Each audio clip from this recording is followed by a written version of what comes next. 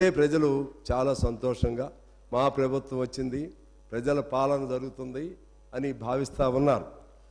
ఈ క్రమంలోనే గవర్నర్ ప్రసంగంలో అనేక అంశాలు ప్రస్తావన చేశారు. అందులో 6 గ్యారెంటీలకు సంబంధించి మొత్తం మీద 13 కాంపోనెంట్లు ఉన్నప్పుడు కూడా 4టి ఇమీడియట్గా చెప్పడం జరిగింది. ఇప్పుడు ప్రతి మహిళ చేతిలో కూడా డబ్బులు కనపడుతున్నాయి.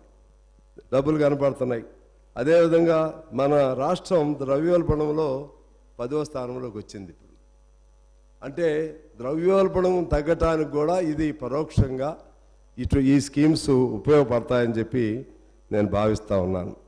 ఇదే సందర్భంగా ఇక్కడ కొత్త పంచాయతీ తీసుకొస్తున్నారు మా మిత్రులు కొంతమంది.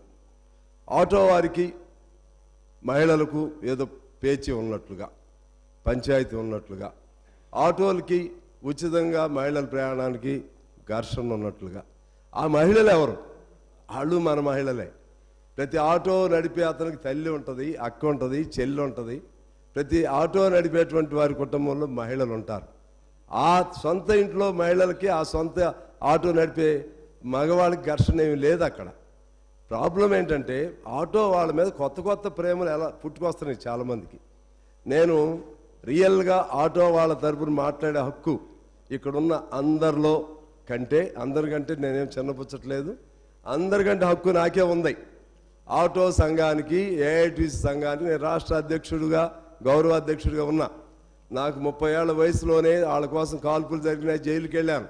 వాళ్ళ జీవితాల్లో ఇప్పటివరకు మార్పు రాలేదు. వాళ్ళ కోసం నేను పోరాటాలు అనేకం చేశా. నేను జైలుకి వెళ్ళాను, నా మీద పెద్ద కేసులు పెట్టారు. వాళ్ళ జీవితాల్లో మార్పులు రాలా. ఇప్పుడు ఒక సందర్భం వచ్చింది కాబట్టి దాన్ని అడ్డం పెట్టి పరస్పర ఘర్షణ రేకెత్తించడం న్యాయం కాదు. ఆ ఆటో వాళ్ళ సమస్యలు పరిష్కారం చేయడానికి ఏం చేయాలో సూచన చేయండి. అదే పద్ధతిలో ప్రభుత్వాన్ని కూడా నేను కోరుతున్నాను. వాళ్ళలో కొంత ఆదుర్ద వచ్చింది, దానికి సంబంధించి ఆటో అన్ని వర్గాలను పిలవండి. నాకు తెలిసి గ్రామాల్లో కంటే పట్టణాల్లోనే ఆటోలు వాళ్ళకి కొద్దిగా ఇబ్బంది ఉంటుంది. గ్రామాల్లో ఎట్లయినా బస్ స్టాండ్కి ఆటో వాళ్ళు తీసుకురావాల్సిందే మహిళల్ని. అక్కడి నుంచి బస్సులు ఉంటాయి. ఆ బస్సుల్లో ఈ ఆటోలు ఒక ఊరు నుంచి మరొక ఊరు దూరం వెళ్ళేటువంటి ఆటోలు ఉండవు. జిల్లాల్లో, గ్రామాల్లో, టౌన్లో ఉంటుంది. అటువంటి వాటికి ప్రతి మెట్రో లైన్కి ఈ ఎలక్ట్రికల్ ఆటోలని కనెక్ట్ చేసే విధంగా ఏదైనా మార్గం చూస్తారా? మరో పద్ధతుల్లో వారికి సంవత్సరానికి 12,000 అన్నారు, దానికంటే ఇంకొద్దిగా బెటర్గా ఏమైనా చేస్తారా? ఇవన్నీ కూడా ప్రభుత్వం ఆలోచన చేయాలని చెప్పి నేను కోరుతా ఉన్నాను.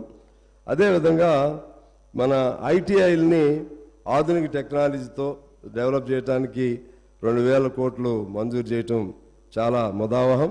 అలాగే నైపుణ్య విశ్వవిద్యాలయాలు, చిన్న పరిశ్రమలకు సంబంధించి నా ఒక సూచన ఉంది.